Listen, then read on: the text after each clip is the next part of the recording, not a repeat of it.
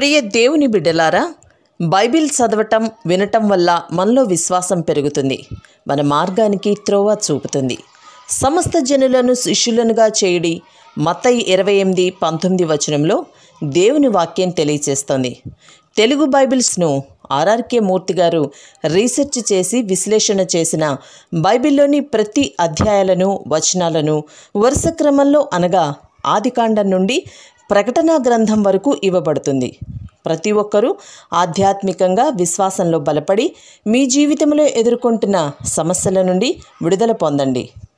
ప్రతి ఒక్కరూ మీ దీవెన టీవీని సబ్స్క్రైబ్ చేసి ఈ వాక్యాన్ని లైక్ చేసి మీ మిత్రులకు బంధువులకు షేర్ చేయండి. దేవుని సువార్తను ప్రకటింపబడుటలో మీరు పాలిభాగస్తులు కండి. ప్రియ శ్రోతలు, ఈ రోజున మనం యెషయా గ్రంథం 33వ అధ్యాయంతో పాఠం ప్రారంభించబోతున్నాము. వినండి. యెషయా ఎంతో భారంగా ప్రవచిస్తున్నాడు. దోపిడిగాండ్రు వచ్చి రాజ్యాన్ని దోచుకుంటారు. ఇలాంటి పరిస్థితులు దేశ ప్రజలలో కొందరి వల్లనే కలుగుతాయి. కొందరు శత్రురాజులకు అమ్ముడు పోయిన వారున్నారు. రాయబారులేమో ఈజిప్టు సహకారాన్ని అభ్యర్థిస్తున్నారు. కొందరు మత సంబంధ వేషధారులున్నారు. ఇవన్నీ నిరుత్సాహకరమైన పరిస్థితులే అయినా ప్రవక్తకు కొన్ని విషయాలలో ప్రోత్సాహం కలిగింది. దేవుని యందు ప్రగాఢ విశ్వాసముంచిన కొందరున్నారు. వారు దేశం కోసమై విజ్ఞాపన ప్రార్థనలు చేస్తున్నారు. ప్రార్థనలో దేవునికి మహిమ కలుగుతుంది. దేవుడు మన ప్రార్థనలకు సత్వరమే జవాబిస్తాడు. మన దేవుడు రాజు, సార్వభౌముడు. ఆయన మహిమాన్వితుడు, సర్వశక్తిమంతుడు.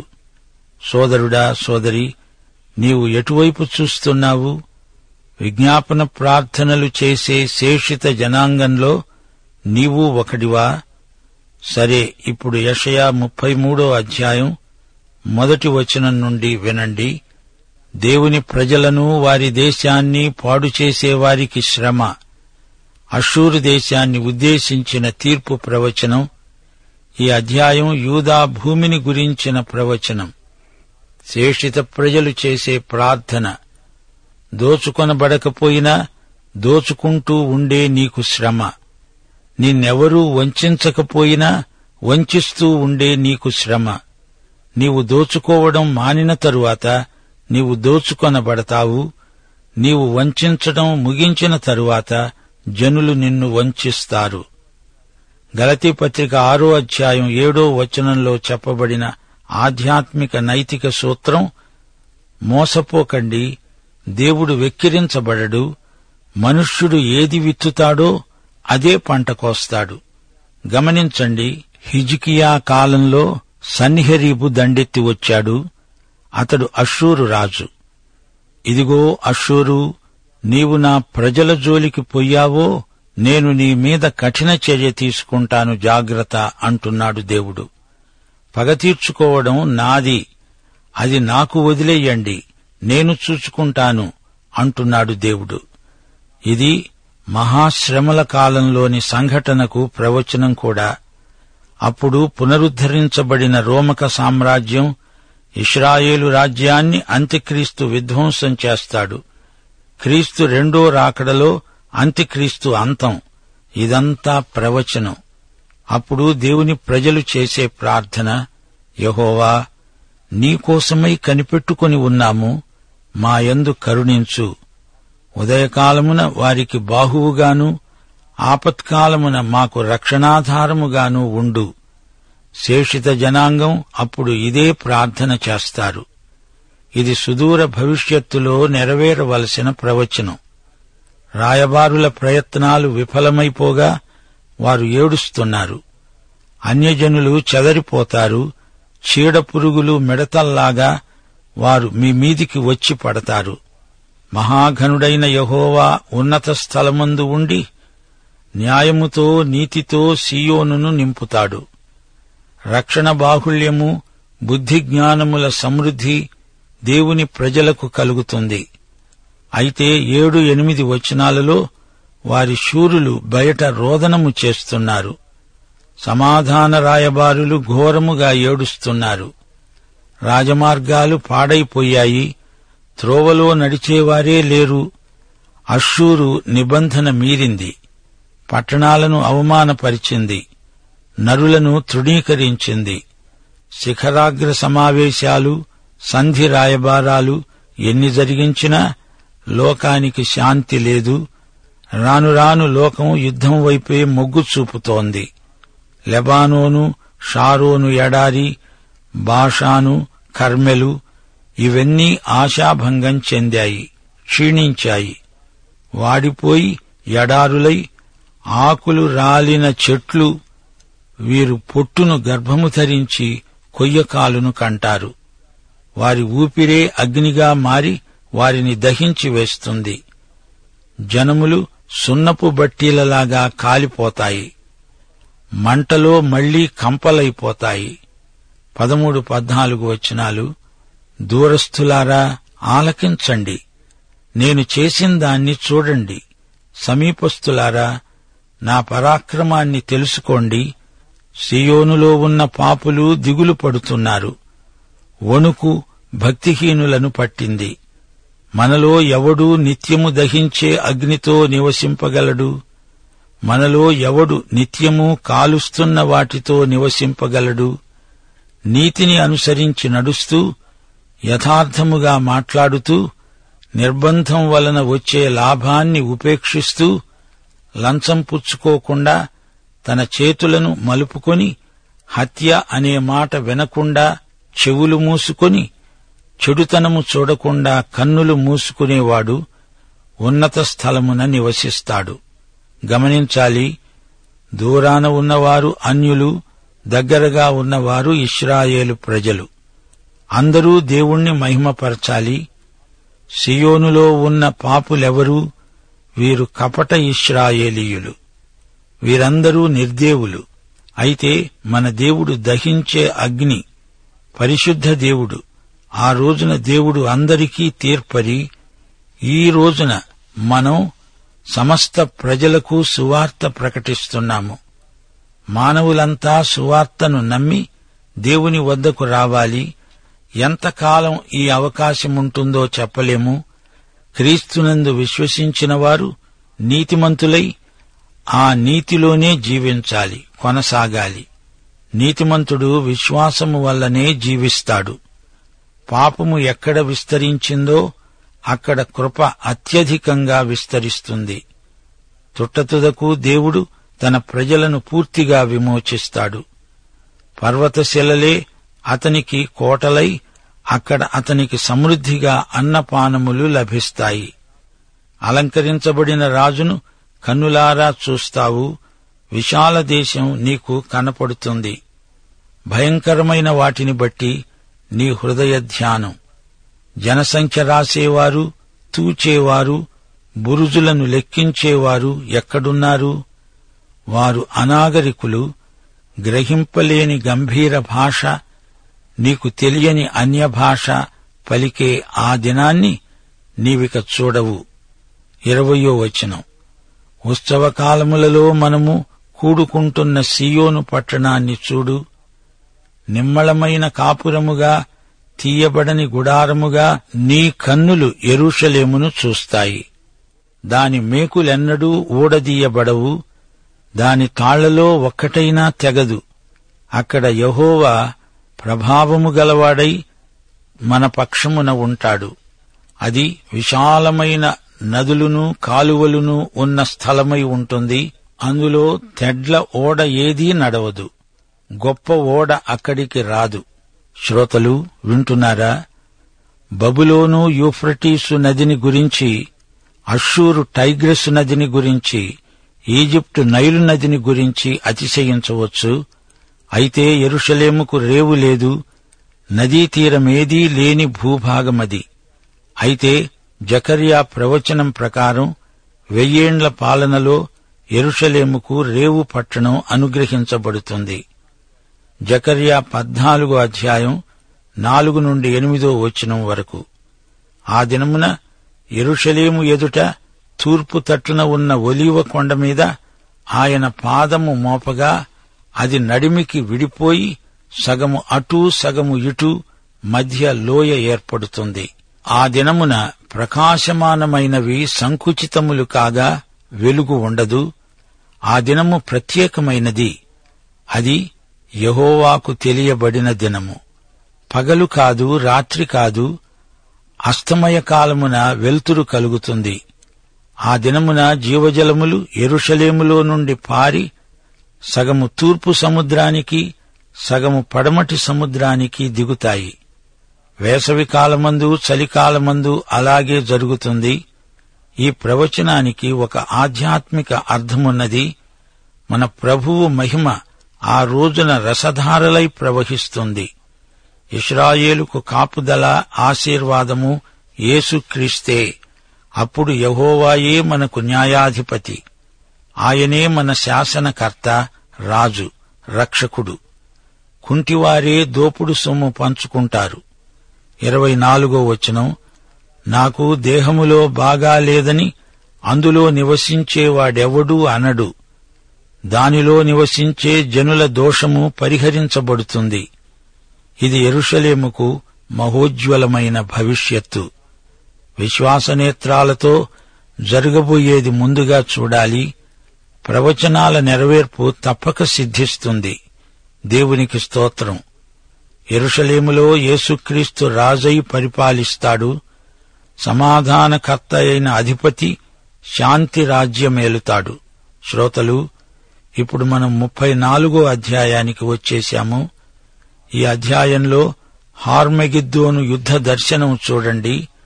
మహాశ్రమల కాలం రాబోతోంది. ఆ తరువాత రారాజు రాబోతున్నాడు. తీతుపత్రిక 2వ అధ్యాయం 13వ వచనం ప్రకారం మనమిప్పుడు మహాదేవుడును మన రక్షకుడునైన యేసుక్రీస్తు మహిమ యొక్క ప్రత్యక్షత కొరకు ఎదురు చూస్తున్నాము. ఆయన వచ్చి తన సంఘాన్ని ఎత్తుకపోతాడు. ఇక్కడ మిగిలి ఉన్నవారు మహాశ్రమల కాలం చూస్తారు. ఈ కాలం హార్మెగెద్దోను యుద్ధంలో ముగింపునకు వస్తుంది. ఈ లోకం రాను రాను బాగుపడుతుంది అనుకుంటున్నారా? కాదు. రాను రాను లోకం మరీ చెడిపోతుంది. మానవుని పాపమంతా పాపపురుషుని వైపు, అంత్యక్రీస్తు అనబడే ధర్మ విరోధి వైపు చూపుతున్నది. చిట్ట చివరికి ఇదంతా హార్మెగెద్దోను యుద్ధంగా పరిణమిస్తుంది. అంత్యక్రీస్తు పరిపాలన మహాశ్రమల కాలం. హార్మెగెద్దోను యుద్ధంతో అది అంతరిస్తుంది. ఇహలోక రాజ్యాలన్నీ ముగిసిపోయే బిందువును ప్రవక్త చూచి మాట్లాడుతున్నాడు. 40వ అధ్యాయం నుండి చివరి వరకు భవిష్యత్ కాల జ్ఞానవాక్కులే. అష్షూరు లేదు, బబులోనూ లేదు. దేవుని రాజ్య దర్శనం మనకు ప్రవక్త చూపుతాడు. దేవుని అవతార మర్మం, దానికి ఇహలోక చరిత్ర సిద్ధపాటు. యెషయా 34వ అధ్యాయం 1వ వచనం, రాష్ట్రములారా నా వద్దకు వచ్చి వినండి, జనములారా చెవియొగ్గి ఆలకించండి. భూమి దాని సర్వసంపూర్ణత, లోకము దానిలో పుట్టినదంతా వినుగాక. యెషయా 1వ అధ్యాయం 1వ వచనంలో దేవుడు ఆకాశాన్ని, భూమిని సాక్షులనుగా పిలిచాడు. ఇప్పుడు జాతులనే పిలిచి తన చిత్తమును, జాతులపై తన తీర్పు విధానాన్ని ప్రకటిస్తున్నాడు. 2వ వచనం, యెహోవా కోపము సమస్త జనముల మీదికి వస్తున్నది, వారి సర్వసైన్యముల మీదికి ఆయన క్రోధం వస్తున్నది. ఆయన వారిని శపించి వధకు అప్పగించాడు. ఇది యాకోబు శ్రమల కాలం, భూమికి ప్రసవ వేదన కాలం. నేటి చరిత్ర యావత్తూ దేవుని తీర్పులోకి పరిగెత్తుకుంటూ వెళుతున్నది. ప్రకటన గ్రంథంలోని ముద్రలు, బూరలు, పాత్రలు ఈ శ్రమలు ఎలా తీవ్రతరమవుతాయో వివరిస్తాయి. 3వ వచనం, వారిలో చంపబడిన వారు బయట వేయబడతారు, వారి శవాలు కంపు కొడతాయి, వారి రక్తము వలన కొండలు కరిగిపోతాయి. సోదరీ సోదరులారా, నోవహు అలనాడు జలప్రళయం వస్తుందని ఎంత చెప్పినా ప్రజలు నమ్మక నశించారు. ఈ రోజున కూడా రాబోయే తీర్పు ప్రవచనాలు నమ్మని వారి గతి కూడా అంతే. 4వ వచనం, ఆకాశ సైన్యమంతా క్షీణిస్తుంది, కాగితపు చుట్టవలే ఆకాశ వైశాల్యములు చుట్టబడతాయి. ద్రాక్షవల్లి నుండి ఆకు వాడి రాలునట్లు, అంజూరపు చెట్టు నుండి వాడినది రాలునట్లు వాటి సైన్యమంతా రాలిపోతుంది. శ్రోతలు గమనించారా? ఆకు రాలినప్పుడు ఆ ఆకును తిరిగి చెట్టుకు అతికించగలమా? అది నిలవదు, రాలి తీరుతుంది. అలాగే దేవుని తీర్పు లోకం మీదికి రాక తప్పదు, వచ్చి తీరుతుంది. తీరా తీర్పు వచ్చినప్పుడు దాక్కునే స్థలమేది? సోదరీ సోదరులారా, క్రీస్తునందే మన ఆశ్రయస్థానం. మనము దాక్కోవలసిన చోటు క్రీస్తునందే. దేవుని శత్రువులందరి ప్రాతినిధ్య సంకేతం ఇదూమియా లేక ఎదోము. 5వ వచనం, నిజముగా ఆకాశమందు నా ఖడ్గము మత్తిల్లుతుంది. ఎదోము మీద తీర్పు తీర్చడానికి, నేను శపించిన జనము మీద తీర్పు తీర్చడానికి అది దిగుతుంది. దేవుని ఖడ్గం నీతిని, సమాధానాన్ని, న్యాయాన్ని నెలకొల్పుతుంది. ఎదోము అంటే ఏశావు. శరీరానుసారమైన ప్రవృత్తికి ఏశావు సంకేతం. ఆదామునందు శరీరానుసారమైన మనస్సు కలిగి దేవునికి విరోధులైన వారందరూ ఎదోము సంబంధులే. రోమాపత్రిక 9వ అధ్యాయం 13వ వచనంలో దేవుడేమంటున్నాడు? నేను యాకోబును ప్రేమించాను, ఏశావును ద్వేషించాను. దేవుడు ఎదోముకు తీర్పు తీరుస్తాడు. ఎదోమీయులు దేవునికి విరోధులు, దేవుని ప్రజలకు విరోధులు, దేవుని వాక్యానికి, దేవుని న్యాయానికి, సౌజన్యానికి విరోధులు. ఎదోము దేశములో ఆయన మహాసంహారము చేస్తాడు. ఎదోమీయుల భూమి రక్తముతో నానుతున్నది. 8వ వచనం, అది యెహోవా ప్రతిదండన చేసే దినం, సీయోను వ్యాజ్యమును గూర్చిన ప్రతీకార సంవత్సరం. ప్రియశ్రోతలు, మత్తయి సువార్త 5వ అధ్యాయం 18వ వచనంలో ప్రభు అన్నమాట మరచిపోవద్దు. ఆకాశము భూమి గతించిపోయిననే గాని ధర్మశాస్త్రమంతా నెరవేరే వరకు దాని నుండి ఒక్క పొల్లైన సున్నా అయినా తప్పిపోదు. యెషయా 63వ అధ్యాయం 1 నుండి 6వ వచనం వరకు. రక్తవర్ణ వస్త్రములు ధరించి ఎదోము నుండి వస్తున్న ఇతడెవరు? శోభిత వస్త్రధారి, గంభీరంగా నడుస్తూ వస్తున్నాడు, బలాతిశయంతో వస్తున్నాడు. ఈయన ఎవరు? దానికి ఆయన జవాబు, నీతిని బట్టి మాట్లాడుతున్న నేనే, రక్షించడానికి బలాఢ్యుడనైన నేనే. నేను ఒంటరిగా ద్రాక్షగానుగలు తొక్కాను, వారి రక్తము నా వస్త్రాల మీద చిందింది. నా బట్టలన్నీ డాగులే. ఇది పగ తీర్చుకునే దినం, నా ప్రజలకు విముక్తి చేయదగిన సంవత్సరం. వారి రక్తాన్ని నేలపై పారబోశాను. సోదరీ సోదరులారా, ప్రియ శ్రోతలారా, వింటున్నారా? దేవుడు తన స్వంత ప్రజలపై క్రమశిక్షణ చర్య తీసుకున్నాడు. ఆ తరువాత లోకరాజ్యాలన్నిటికీ తీర్పును ప్రకటిస్తున్నాడు. మహాయుద్ధం, అంతా పీనుగు పెంట. ఆకాశం దద్దరిల్లిపోతుంది. జంతువుల్లాగా సైన్యాలు వధకు గురి అవుతాయి. దేవుడు భూమికి కూడా తీర్పు తీరుస్తాడు. భూమి అంతా అరణ్యమైపోతుంది. ఎదోమే కాదు, లోకంలోని ప్రతి జాతి తీర్పును ఎదుర్కోవలసి వస్తుంది. దేవునికి ఎందుకింత కోపం, ఎందుకీ క్రోధం? సీయోను పక్షాన దేవుడు పోరాడతాడు. తన ప్రజలు అవిధేయులైతే వారికి క్రమశిక్షణ, అయితే తన వారి పక్షాన అన్యజాతులతో యుద్ధం చేస్తాడు కూడా. అబ్రహామీయ నిబంధన ఎన్నటికీ వీగిపోదు. మన దేవుడు నిబంధన దేవుడు. ప్రియ సోదరీ సోదరులారా, మీరు యెషయా ప్రవచనాలు ఇంతవరకు వింటున్నారు. కీర్తనలు 51 వచనం 7లో దావీదు ప్రార్థన, హిమము కంటే నేను తెల్లగా ఉండునట్లు నీవు నన్ను కడుగు. అయితే యెషయా 1వ అధ్యాయం 16వ వచనంలో మిమ్మును మీరు కడుగుకొనండి, శుద్ధి చేసుకోండి అని దేవుడంటున్నాడు. 2 కొరింథీ 7వ అధ్యాయం 1వ వచనంలో పౌలు అంటున్నాడు, ప్రియులారా, మనకు ఈ వాగ్దానములు ఉన్నవి గనుక దేవుని భయముతో పరిశుద్ధతను సంపూర్తి చేసుకుంటూ శరీరానికి ఆత్మకు కలిగిన సమస్త కల్మషము నుండి మనలను పవిత్రులనుగా చేసుకొందాము. పాఠం సమాప్తం. ప్రభు అయిన యేసుక్రీస్తు వారి కృప, తండ్రి అయిన దేవుని ప్రేమ, పరిశుద్ధాత్మ యొక్క అన్యోన్య సహవాసము మనకు సదాకాలము తోడై ఉండునుగాక. ఆమేన్.